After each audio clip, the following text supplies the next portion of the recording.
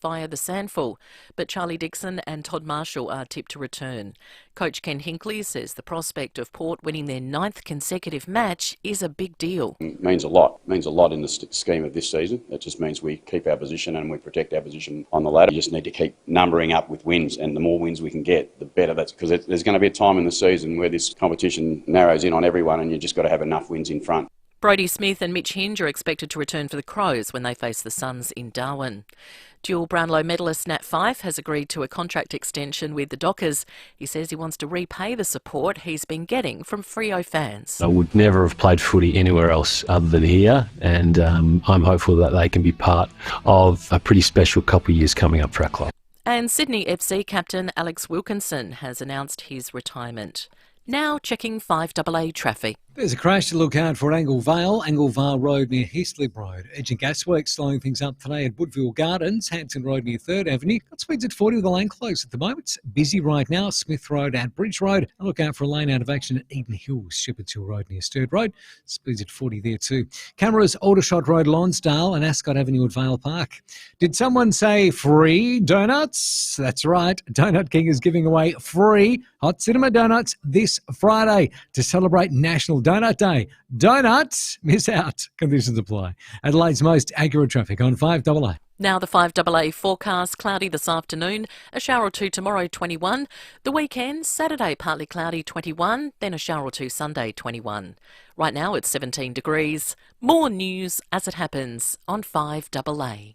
You can trust 9 News is live and local, while others do their news from Melbourne. 9 News is made in Adelaide for Adelaide. Weeknights at 5. First in Adelaide's 9 News at 5. Nightly at 6. And the unprecedented police operation. We go to some breaking news now, and crews are right now at the scene. And that's why the switch is on to 9 News. It isn't waste until you waste it. That's the catch cry from an amazing company called Eco Waste Solutions. Eco Waste Solutions is a hard waste recycling facility, not a dump, located at Williston. They'll take everything except hazardous waste and food scraps. They'll take your waste bricks, your mattresses, tyres, soil, timber, steel, concrete and more. Plus, if you pre-sort your load, you'll receive a 50% discount on disposal fees. Google Eco Waste Solutions Williston for more. Pick your favourite Kia. From the award-winning Kia Sportage to the street cred delivering Kia Seltos. Or Kia's most powerful car ever, the all-electric EV6 GT. Book a test drive today to find your chosen one. Find out more at kia.com.au or drop into your nearest Kia dealer. Kia, movement that inspires. The Royal Flying Doctor Service will be landing in your letterbox soon. Expect to learn about all the incredible things they do to help all South Australians, including those of us who live in Adelaide. It could be a heart attack, motor vehicle or farming accident. It could be helping a mum deliver a premature baby. Without the Royal Flying Doctor Service, they'd have to go it alone. For the people and the life you love, keep the Flying Doctor flying. Please show your support and donate today. Visit flyingdoctor.org.au. I never thought I'd be homeless at 70, but I was, and I'm not alone. Women my age are experiencing homelessness at alarming rates. Please donate to the Vinnie's Winter Appeal at vinnies.org.au or call 131812 and give older women like me the immediate and long-term support needed to escape homelessness forever. If it wasn't for Vinnie's, I don't know where I'd be. Well, how did you go? She said I need to be patient. Yes. And he'll come around. Told you. I know. And she was right about my job too. She sure was. Love, romance, career. Soul Path Phone Psychics can help you on your true soul path. Starting from just $34, no matter what's on your mind, we have a gifted psychic for you. We accept all major credit and debit cards. Call us now on 1-800-886-000. Well, by now, everyone knows about Call Me Continence products. Of course. Well, word was bound to get out. Leaks? Not a chance. Call Me has scientifically designed leak guards. Oh, effective? Well, had the US Army used them, yeah, we never would have heard of the Ecuadorian embassy. That's some protection. And if you're on a home care package or an NDIS participant, Call Me will give you a free trial pack worth up to $100. Oh. Just go to callme.com.au. $13.95. Adelaide's FIVEAA. This is Jade Robran.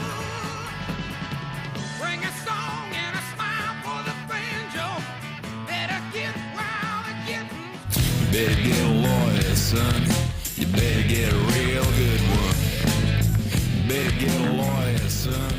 You better get a real good one. And we got a good one here with us. Tim Downey from Johnston Withers Lawyers. Good afternoon. Good afternoon, Jade. Thanks for having me. Well, let's kick things off with the legal show today with a developing story right now. A federal court judge has found that soldier Ben Robert Smith murdered unarmed prisoners while deployed in Afghanistan. It really is an historic victory for three media outlets at the centre of this. It was a multi-million-dollar defamation suit. Now, moments ago, James Chessel, who is the publishing managing director at Nine, he spoke regarding the Ben Robert Smith case. This is what he had to say. That Ben Robert Smith committed war crimes. The findings by Justice Anthony Basanko today that Robert Smith participated in the execution of Afghans confirms our reports that the Victoria Cross recipient breached the Geneva Convention and is a critical step towards justice for the families of the murder victims. The judgment is a vindication for journalists Nick McKenzie and Chris Masters, who began reporting this difficult and complicated story more than 7 years ago. It is a vindication for the many people in our newsrooms and our organisation who supported this really important public interest journalism. And most importantly, it is a vindication for the brave soldiers of the SAS who served their country with distinction and then had the courage to speak the truth about what happened in Afghanistan. Now, Tim, you've been following this case closely for many years. Can you give us a brief history on what this is all about? Yes, Jade. So Ben Robert Smith, just to give you some context, in 2010 was awarded the Victorian Cross for a battle in Afghanistan. Now, that's the highest possible decoration. So he was a former, and at the time an SAS corporal. So he's our most distinguished, or was our most distinguished soldier, living soldier, without a doubt. He was Father of the Year. He was chair of the Government Australia Day Council, for example. So this was someone with quite the reputation, to say the least.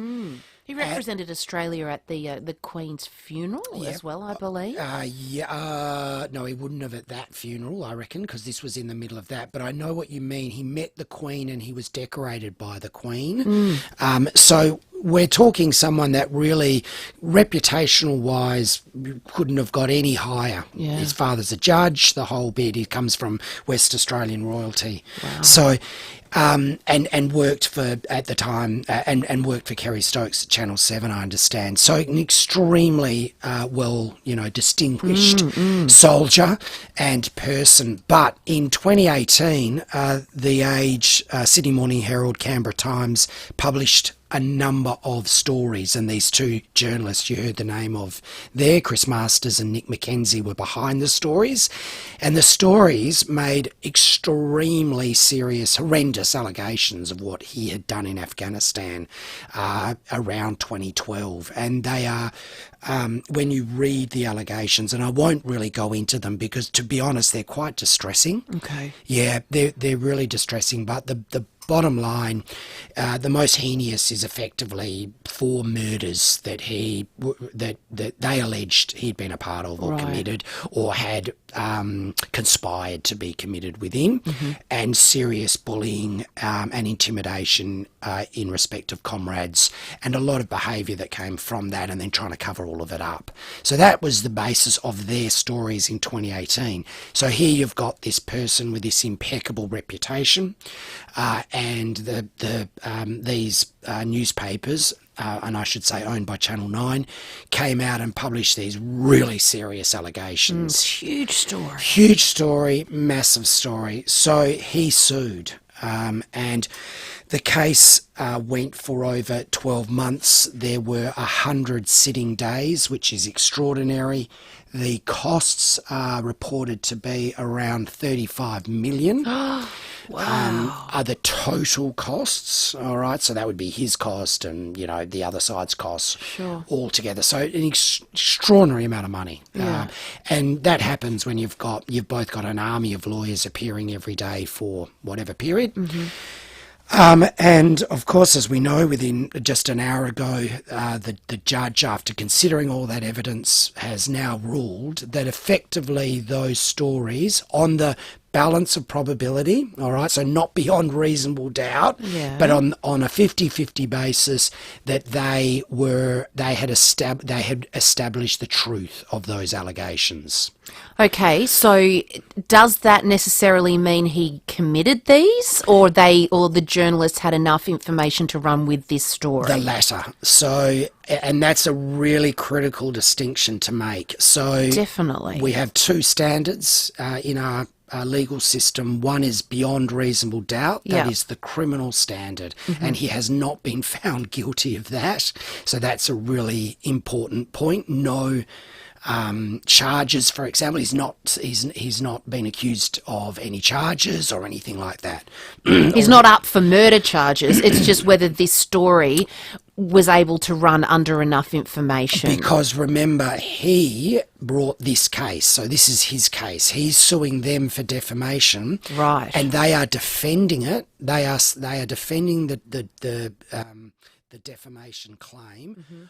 On the basis that, well, it's true, because that is a defence to a defamation case. If I defame you, I can argue that, well, what I said was the truth, and that's a defence, and your case would be thrown out. And that's what's happened here.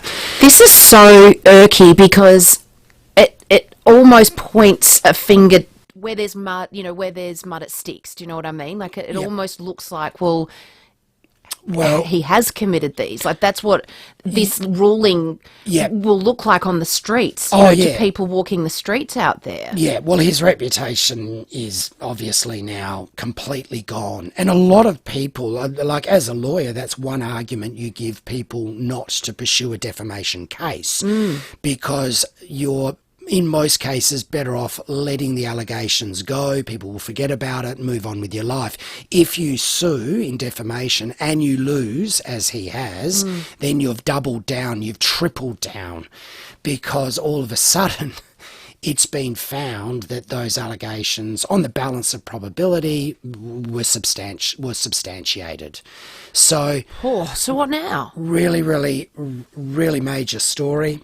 So the judge has withheld his published decision because the defence force want to read it first. So they want to be able to redact anything that they think is would be subject to, Australian secrets and military stuff that's sensitive, operational sensitivities. Yeah. So once they've done that, he'll publish his reasons in, I think he said, not a long period of time, I think a week or so, maybe a bit longer. So he'll publish those decisions. Now, when those decisions come out, that will be the source of a huge amount, again, of publicity, because people will go through all of the allegations and the evidence that was used against him.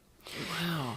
Yeah. So, and will it name the people that have, come forward and they've spoken to? Because they're all the army, all of the SAS guys. I'm sure. Well, they would all be under pseudonyms. One would think they were, weren't they? They were so and so number one, so and so number six. And they didn't appear in open court. Just their voice. All of that sort of stuff. So I don't think it would identify necessarily the witnesses, or at least the main witnesses. So can they appeal? Yeah, I no doubt it will be appealed. I have no doubt at all. You wouldn't not appeal, because then after he's published his decisions, he's then left it for 30 days to consider costs. Right. Now, we can talk about costs in the next section, but the costs issue here is a major, major part of this. Well, let's take that break and we'll continue this chat on the other side. And if you've got any questions that you'd like to run past him, 8223 0000. We'd love to see you, CMI. This year, CMI Toyota celebrates 60 years as a proud South Australian family-owned business. And we'd like to say thanks for trusting us to care for all your vehicle needs. If you're yet to experience what makes CMI Toyota SA's #1 selling Toyota dealer, then visit us at CMI Toyota West Terrace City, Cheltenham or Christie's Beach. We'd love to see you smiling. Oh, what a feeling, Toyota. Every 2 years, if you're age 50 to 74, you'll get a blue and white package from the National Bowel Cancer Screening Program. It's your free bowel screening test kit, and it could save your life. Here's what to do. Take it to the bathroom and put it right where you can see it. Not in a drawer, but on the bench top or on the toilet seat or in the middle of the floor. So the next time you have to go, you'll remember to use it. Please don't put off the chance to save your life. Get to it. Visit bowelcancer.org.au for more information. Dream big, South Australia, because you could win big in the Hospital Research Foundation Home Lottery. The $4 million grand prize, just minutes from Adelaide CBD in leafy Melbourne, could be yours. Plus, there's a catalogue bursting with over 13,000 prizes, including luxury cars, holidays and cash. With a 1 in 15 chance of winning, get your tickets today. Join the fight. To see full details, visit homelottery.com.au. Licence M14364. Did you know that the newest census data reveal that even more people are experiencing homelessness? It's a scary thought, but you can help out those in your community doing it tough. Orange Sky is a charity supporting people experiencing homelessness and hardship by providing access to free laundry and shower services and connection all across the country. Head to orangesky.org.au and make a tax-deductible donation today to ensure an Orange Sky service can be there for those in need when hardship hits. The Royal Flying Doctor Service will be landing in your letterbox soon. Expect to learn about all the incredible things they do to help all South Australians, including those of us who live in Adelaide. It could be a heart attack, motor vehicle or farming accident. It could be helping a mum deliver a premature baby. Without the Royal Flying Doctor Service, they'd have to go it alone. For the people and the life you love, keep the Flying Doctor flying. Please show your support and donate today. Visit flyingdoctor.org.au. Winter is coming, and it's bringing heavy rain, gusty winds and roaring thunder. But the forecast isn't all bad, as the Olympic Industries winter sale is on now. Expect strong savings across our entire range, including sheds, garages, carports and verandas. So step out and grab a deal. The Olympic Industries winter sale is on now. Olympic Industries, built to last.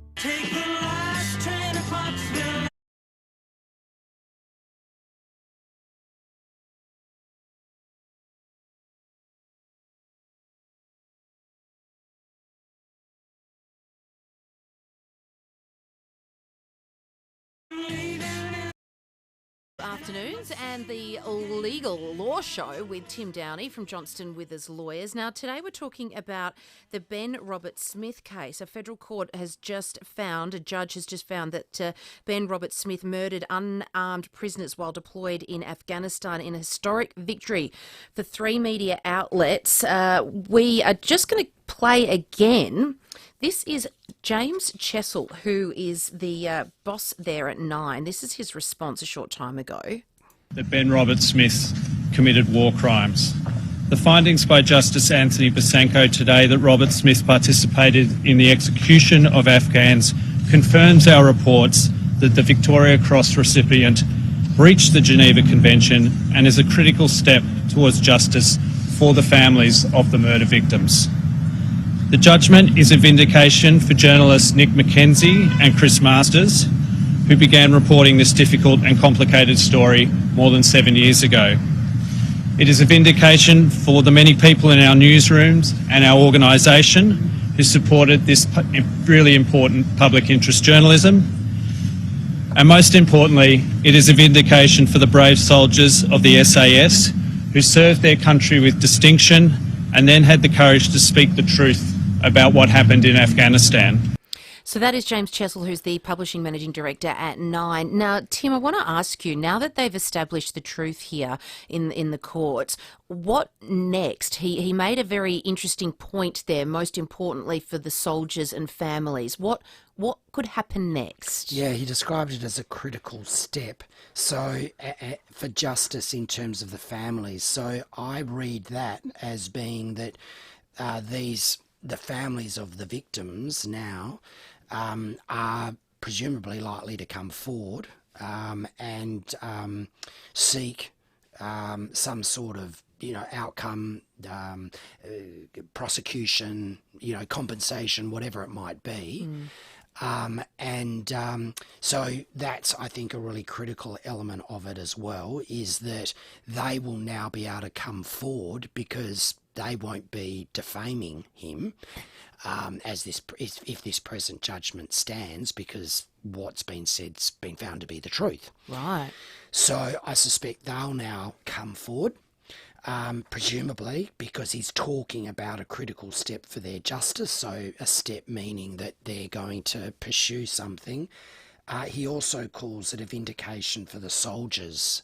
Now, what that's about is obviously his comrades went to the journalists and said that this Ben Robert Smith character, who's got all the decorated soldier and everything, well, let me tell you a story about him. Right.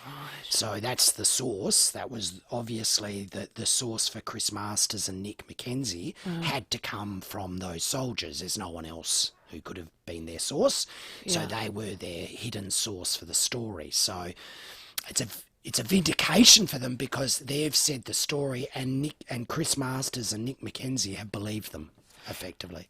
As just a person listening to what you're saying here, my mind goes, okay, well, if you've got some soldiers here that have gone to journalists, chances are that they've gone to their boss, right, to talk to their boss, and nothing's happened. So does that then implicate the army in this as well? Well, look, I'm sure the whole SAS chain of command, all of it would be scrutinised, but at the end of the day, my understanding, because he was a corporal, is that he was the top of the chain, right? Okay. In an operational sense. And gotcha. I'm not speaking from knowing that. I'm just assuming, because that's really what a lot of the allegations are about. Is effectively, it sounds like he went rogue and he told other people to, at his demand, to do things that were a breach of the conventions and so forth. So it's a vindication for them because, they've told this story to the journalists, and the journalists have accepted it and run with the story. Now, you can imagine as a journalist yourself, you're going to your boss and saying, look, I want to publish this story about one of Australia's most decorated people. You want your facts I'm right. going to accuse him of murder. Do you mind if I run that tomorrow? Well, as you know, your boss is going to go, no, let's run that past legal. And and so for them, it would have been a huge project because they would have had to have themselves done a bit what the judge has done, which is really test that story, really get in and under those people that have come to them and try and work out, is this really true? How can we substantiate it? So they would have done an enormous amount of work prior to publishing. Definitely. Which again, he spoke of it being a vindication of his newsroom, because it's not a story that you just hear one day and print the next, this would have been an investigation of months and months. Yeah, and they would have really gotten to the bottom of it, and their lawyers eventually would have read it and said, yep, let's do it. Let's run with it. Let's do it. And in fact, there's a good movie that's just come out called She Said, which is about the journalist that ran the Harvey Weinstein from the New York Times. And so that's actually a kind of an insight into what would have happened here, where they would have got all these stories and gone, there must be some truth here. Yeah. And again, we've got to be careful because he hasn't been found guilty of murder to the standard. No, but what happens there? Can he? Or is there a different law for when you're fighting for your country? Yeah, well, there's war crimes. So they're effectively, there are war crimes and there are war crime tribunals. So whether that's the next step, genuinely don't know. They're not murders that are alleged to have been committed in Australia, so we wouldn't have jurisdiction. Yeah. But I don't know. But this certainly isn't going away, this case. Well, you would think from a Australian Defence Force point of view, I would think it would be odd if it just sort of went, oh, okay, well, that's a shame. Yeah. See you later. You would think that there would then be something would then happen. Wouldn't he be sanctioned by our military? But I don't know. So this is what we'll see. But the other big thing, just quickly, he's reserved the cost order. Now, that's to the 29th of June, so that'll be they're saying, probably a $25 million cost order against him. So that's a lot of money, $25 million, which he would be ordered to pay. Where's he getting that from? I don't know, but that's far out. That's extraordinary cost. Yeah, so that's the other thing about suing someone in defamation. If you don't win, you pay their costs. Absolutely, and then if you appeal, then you're up for more costs. Correct. Tim, thanks very much for talking us through that. Appreciate you coming in. Now, for your legal advice, Johnston Withers is your Adelaide legal firm with 75 years experience.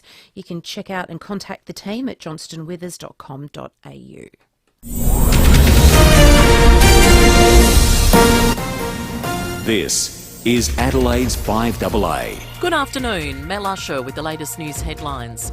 A judge has dismissed defamation claims by veteran Ben Roberts-Smith. The Prime Minister is travelling to Southeast Asia this afternoon for trade and defence talks. Supermarket giant Woolworths has become the first grocery chain in Australia to commit to electrifying its delivery fleet by 2030. And in sport, Port's Tom Jonas will play in the Sandville this weekend after serving his one-match suspension. The 5AA forecast, cloudy this afternoon, a shower or two tomorrow and 21. Right now it's 18 degrees. We'll have more news at 4 and as it happens on 5AA. Loving grandmother Joan should have been enjoying the fruits of a life of hard work. Instead, at 70, she was on the streets, penniless and heartbroken. Right now in Australia, older women are experiencing homelessness at alarming rates. Our mothers, grandmothers, aunts and sisters need your help. Donate to the Vinnie's Winter Appeal at vinnies.org.au or call 131812 and give immediate and long-term support to vulnerable older women like Joan. Well, by now, everyone knows about Call Me Continence products. Of course. Well, word was bound to get out. Leaks? Not a chance. Call Me has scientifically designed leak guards. Ooh, effective? Well, had the US Army used them, yeah, we never would have heard of the Ecuadorian embassy. That's some protection. And if you're on a home care package or an NDIS participant, Call Me will give you a free trial pack worth up to $100. Oh. Just go to callme.com.au. Has your family run into a legal dispute? Have you had an injury or car accident you believe you can claim for? Has someone left a will that you'd like to challenge? If you find yourself needing a lawyer, you need the team at Johnston Withers. Johnston Withers is a legal firm with over 75 years experience, and they've just expanded north with an office in Salisbury. They've got plenty of expertise in family law, personal injury, motor accident claims, wills and estates, workers' compensation, asbestos claims, and so much more. Every second Thursday, like we did just now with Tim, we'll be talking about current legal issues with the legal experts from Johnston Withers. But you can give them a buzz anytime. Johnston Withers Lawyers, when experience matters. City, Salisbury and online at johnstonwithers.com.au. The locavore forages not so far and wide to source the finest local ingredients for a sensational feast. They barely leave a carbon footprint because they're leaving long supply chains behind and buying straight from the producers. And the locavore knows the finest place to gather is the Adelaide Showground Farmers Market. Welcome. Become a locavore at the Adelaide Showground Farmers Market every Sunday morning, 8:30am to 12:30pm. Enter via Rose Terrace. Thinking of painting and don't know where to start? We do, because we know paint at Rowey's. So, visit Rowey's. And while you're there, join Rowey's Club to get 10% off everything. We know paint at Rowey's. No, it's a pleasure So look around at your leisure. Experience caravanning the way it was meant to be. Island Star simply do it better. New or used, go to the people you can trust, Knowles Island Star Caravans. With Knowles, you're protected by a nationwide guarantee and better after-sales service. Knowles Island Star simply do caravanning better. Knowles Caravans, Knowles Caravans, Knowles Caravans, Knowles Caravans. Jade Robran, Talking Adelaide on 1395 5AA.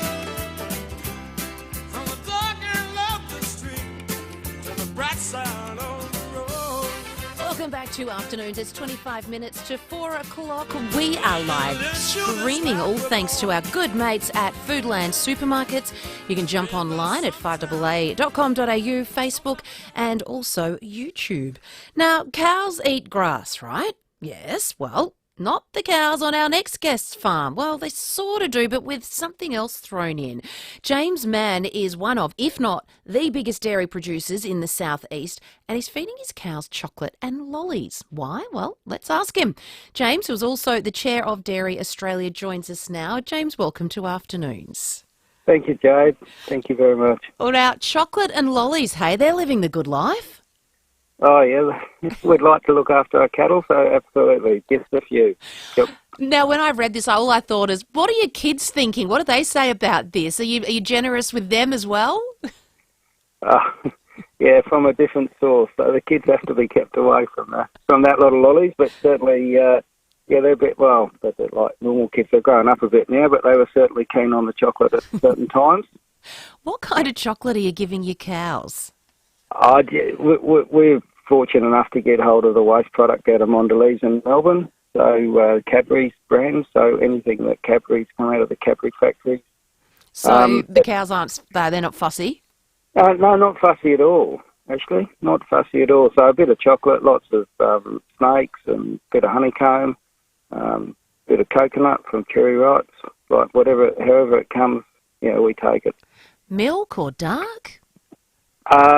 Yeah, good question. Generally milk. Haven't seen any dark chocolate, I don't think, but I don't look at it all. Yeah. I don't blame them. Milk's better. I need to ask why. Look, chocolate's got some sugar in it. It's got some oil in it, and the grass we feed actually also has oil and fructose, which is a form of sugar. So we're just sort of helping the rumen, which is the bit that does all the work in the cow, sort of like a 200-litre vat full of food and bugs, and it ferments its way, and we get milk out. The milk goes, the blood goes around it and into the udder, and we get the milk out. So everything that makes that work better gives us milk, makes cows look better, keep them shiny, keep them in good health. Okay, this may be a silly question, but does it make their milk taste sweeter? I wish I could say it makes chocolate milk, and my friends up the road feed strawberries and they get the strawberry milk, but I don't think it doesn't quite work like that. No, it makes no difference to the taste, no difference to anything. If we did it with sugar or molasses, it would be exactly the same. So, you can't tell the difference in the milk at all. Does it make them behave differently? Have you noticed any behavioural difference from when you started introducing chocolate? Look, sugar, at certain times sugar, if we've got an imbalance in them and we need some sugar, then sugar definitely makes them calmer. Mm-hmm. Most of the time you'd say occasionally we'll get like a half a tonne lump of lollies, and we'll just put that out in the paddock for them to lick whenever they want, and they certainly like the taste of sweet. So they'll definitely come up for a lick, and over a couple of days it disappears pretty quickly. How did you come up with this idea, James? We were feeding raw sugar, which we were purchasing off the sugar market, and this is a cheaper way, I guess, to get that same effect that we were getting from sugar.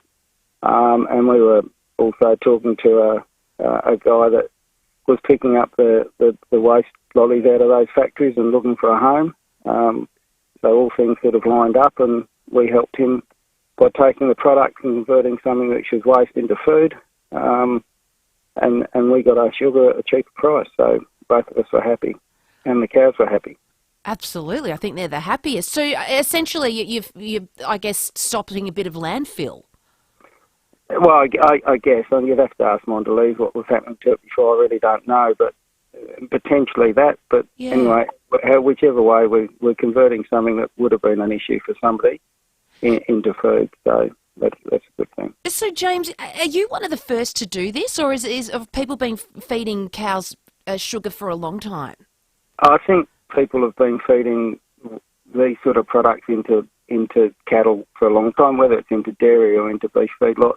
Byproducts definitely go in. So, yeah, we're definitely not the first. Whether we're the first to use that product, I doubt it.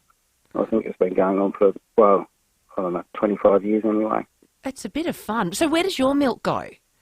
Our milk goes up into Bega, into Salisbury factory. So they're making Farmers Union products and Pura. So that's where it's ending up in Adelaide, most of it. Can I ask you how the industry is going? We saw that Made by Cow enter into voluntary administration this week. Is it still a struggle for dairy farmers out there now, or has the industry bounced back a bit? The industry's bounced back a reasonable amount. I think, depending where you are, Jade, if you've managed to escape climatic floods this year, it's probably been a pretty handy year, to be honest. Well, that's good. Yeah, it's been good. We've seen milk prices go up slightly. Firstly, why is that? And are the farmers seeing any of that money? So this time last year, milk prices went up on farm significantly, and it was time. Costs have definitely gone up significantly, and margins are getting squeezed. So the year we've just had, and coincidentally, new milk prices are out today. So the last 12 months, we've definitely seen a rise of to farmers as the price has been paid. And the new prices have come today, and they're probably not. They've gone back a bit, but they don't actually get finalised until the end of June. So where they end up, I'm not dead certain, but it's definitely in a better space than 3 or 4 years ago. It's an agriculture industry, so you're still always exposed to weather. So there's always challenges, but it's not in a terrible place by any manner of means. Well, that's good news. We always like hearing that. Well, James, thank you very much. I do need to ask, do you ever share a chocolate with your cows? Oh, I couldn't possibly do that. We've got a few people who work for us, and they've got some kids, and I think when the new truckload turns up, it's fair to say there's a fair bit of interest. Oh, it's Easter at your place every day. Absolutely. James, thanks so much for that. Love having a chat with you. How's that? Cows eating chocolates and lollies. So they have cherry ripes, honeycomb, anything that Cadbury makes that they throw away. Aren't they lucky cows? So we are taking your calls today on best sporting moments. I've got a couple of text messages that have come through here saying, hey Jade, what happened to taking the calls? I've been really enjoying the show and the interesting call topics the last couple of weeks. Cheers, Tony. We are going to take a short break, come back and take a few more of your fun calls. So keep them coming in. What has been your best sporting moment? Maybe you have had a best sporting moment. Maybe you've been a gymnast and just nailed a flip in your time, or maybe as a kid you won your race. It could be a personal achievement or one that you've been in the stands for. Maybe you're at the Sydney Olympics or anywhere around the world. What is one of the best sporting events that you have witnessed? 8223 300 for your chance to win a voucher to spend towards your next WEA course, and also 2 tickets to our FIVEAA Best of SA dinner on Friday the 16th of June at the Adelaide Oval. What makes an iconic South Australian business? It's a special combination showcased in FIVEAA's Best of SA. Like Kirkbride Seafood on Doothie Street, Unley. They process their own fish on site right in front of you. And because Kirkbride Seafood is in constant contact with the fishing boats, they can tell you where it was caught and when it was caught. Call in or visit kirkbrideseafood.com.au. the best of SA, thanks to major sponsor Maxima and Adelaide's FIVEAA. IGA's Price Match Promise. We checked, we matched, you won't pay more. Every week we check and match the regular price of the big two supermarkets on hundreds of everyday products. Just look out for the Price Match tickets in store. Participating stores only. See website for full terms. Tackling cancer takes all of us. We're here for all Australians affected by cancer. Call 13 11 20 for cancer information and support. Cancer Council. All of us against cancer.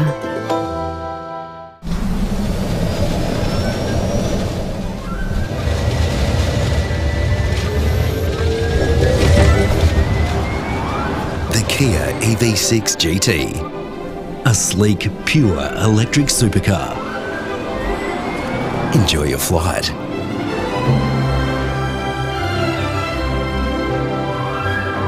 The Kia EV6 GT. Kia. Movement that inspires. Go round! I'm pedalling as fast as I can. Oh, shut up. Wait, there's a KFC. $4.95, fill up with mashies. Oh, shut up and take my money. Not everywhere and not forever. Only till 4 p.m. Pick up only. Don't just send it, ace it. It's not just your deliveries that ASIC Couriers look after. They're also proud supporters of the community. Chris, tell us more. That's right, Rowey. At ASIC Couriers, we're proud supporters of over 16 sporting clubs. We also work with and support the Breakthrough Mental Health Research Foundation to strive for a happy and positive workplace. By supporting us, you're also supporting the community. Don't just send it, ace it.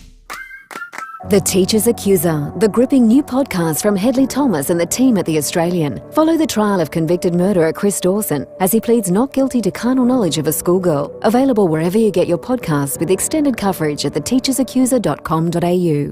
You can always expect the very best from designer appliances at Adelaide Appliance Gallery, which means right now when you come in store and mention this ad, you'll get half-price installs on dishwashers, washing machines and dryers. Plus, you'll receive a 6-month supply of premium cleaning products by Power of 4. Now till the end of June, just mention this ad. T's and C's apply. Head to the home of Mr. Dishwasher and discover designer appliances at Adelaide Appliance Gallery, Paynham Road, St Peters. The Royal Flying Doctor Service will be landing in your letterbox soon. Expect to learn about all the incredible things they do to help all South Australians, including those of us who live in Adelaide. It could be a heart attack, motor vehicle or farming accident. It could be helping a mum deliver a premature baby. Without the Royal Flying Doctor Service, they'd have to go it alone. For the people and the life you love, keep the Flying Doctor flying. Please show your support and donate today. Visit flyingdoctor.org.au.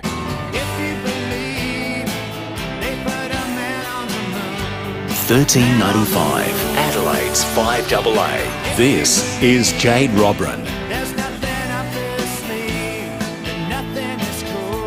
Welcome back to Afternoons. Thanks so much for your company on this Thursday afternoon. Pinching a punch for the first day of the month, 1st of June, and the first day of winter as well. We are live streaming on Facebook and YouTube, all thanks to Foodland Supermarkets. And in about 10 minutes' time, the boys Timmy G and Rowey will kick things off with the sports show coming up. But we're talking a little bit sport here. We're talking about favourite sporting moments. It's on the back of the SA government announcing that we're going to have the beach volleyball World Championships right here in Adelaide, which is super exciting, which got us thinking about all the incredible sporting events that we've all experienced over the time. So many votes coming in for this bloke, Mr. Bradbury, who accidentally won gold. But the Chinese skater on the outside, and it's a lot of contact. They've all gone down. Bradbury is going to come through and win gold. Stephen Bradbury from the tail of the field. The Australian has crossed the line first. So good. And of course it went on to become a thing, an Aussie thing. You've done a Bradbury. You've won when everyone else collapses.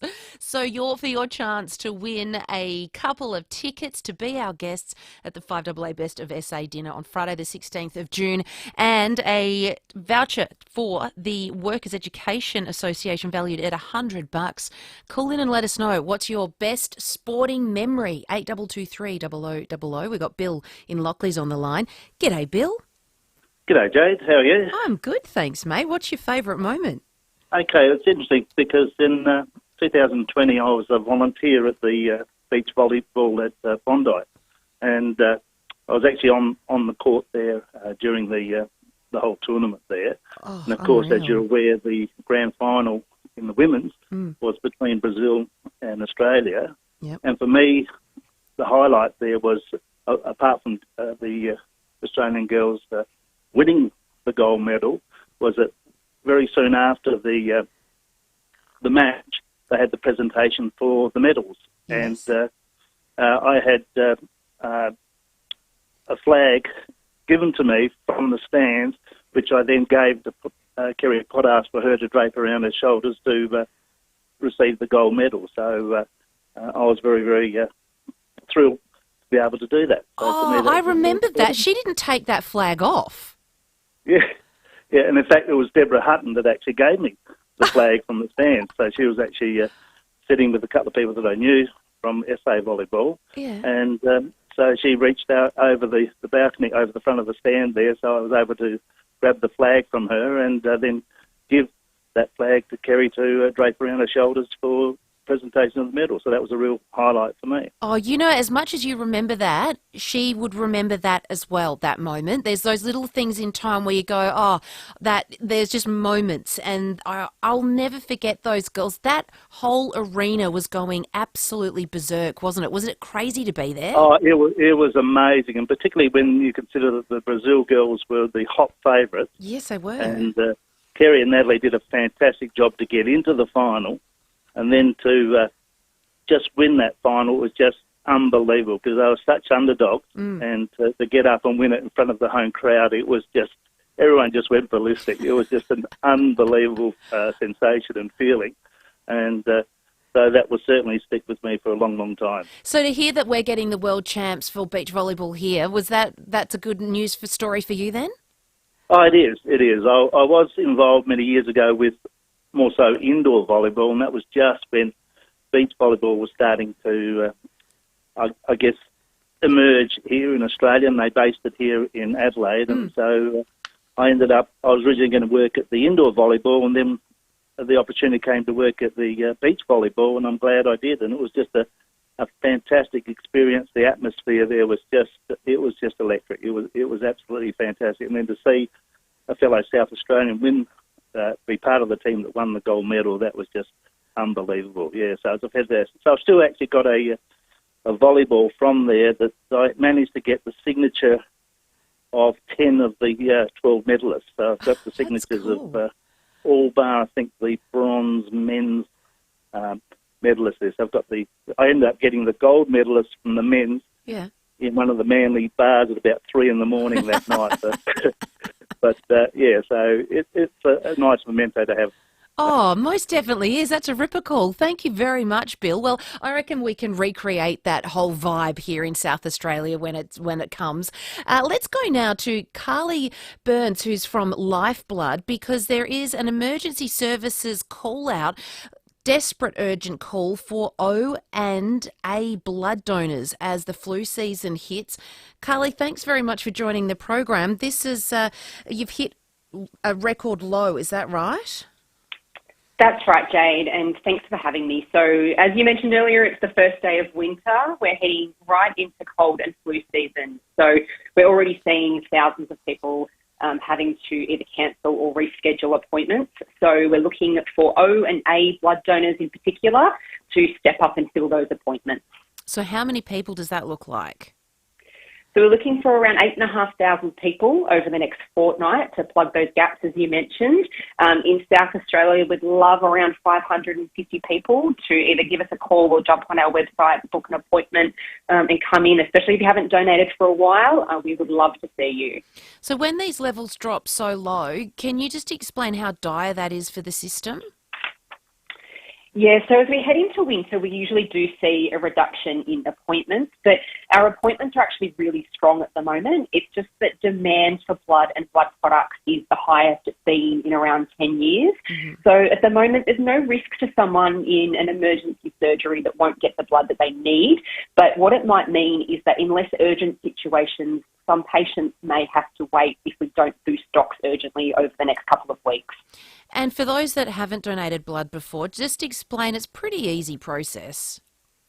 It is. And we've got such incredible staff in our donor centres. They'll really make sure that you're comfortable and you're comfortable all through the process of your donation. So we say to allow about an hour of your time for blood. That includes right from your interview all the way through to relaxing at the end and having some of our delicious snacks after your donation.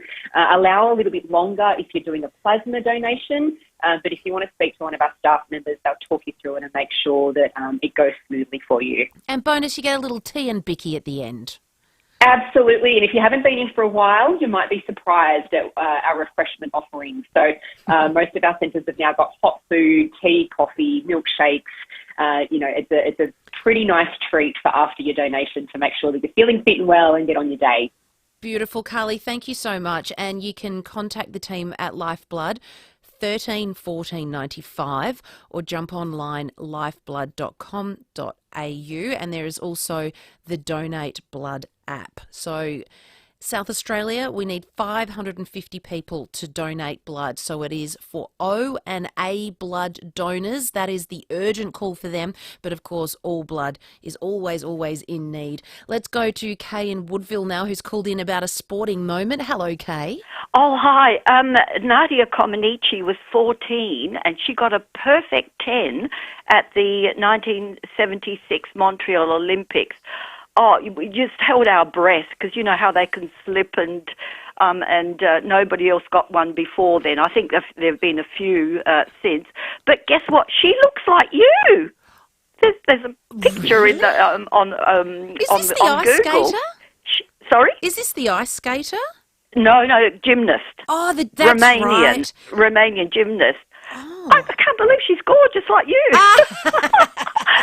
Oh, shucks, Kay. I'll have to Google her. I don't remember what she looks like. Oh, you're beautiful, Kay. Thank you. So that's you loved watching. You love watching the gymnasts. Oh, absolutely. The grace. Obviously, they started very young. They had to be so flexible. But I could never do anything like that. I love, going to watch ballet and things like that, which, they've got to be so flexible. A perfect 10, that was, just something unachievable back in those days. Oh, they are so graceful, aren't they? They are beautiful athletes. Thanks, Kay. I'll have to Google her. Let's go to Nick now in Coromandel Valley. Hello, Nick. Good day. How are you? Very good, buddy. How are you? I am a very fanatic sport person. I love every sport you can think of. Yes. My best moment was when Greece came to play Australia in Melbourne. Oh, the soccer. Yeah, that was massive. Yeah, that was lovely. That was huge. I was in Melbourne at that time, and the streets were packed. Oh, my goodness, yes. The feeling. Did you go to it? I've been here for many years, so I don't follow Greece very much. But when they come in, I went to see them. Oh, that was sensational. That was loud and proud and amazing. Nick, thank you so much. We've got to go now because the sports boys are up next. Rowey and Timmy G with all the latest in the sports world. Guys, thanks for your company again. Have a wonderful afternoon. We'll be back tomorrow with the Smeg Food and Wine Show with Chris Jarma and plenty more. Winter is coming, and it's bringing heavy rain, gusty winds and roaring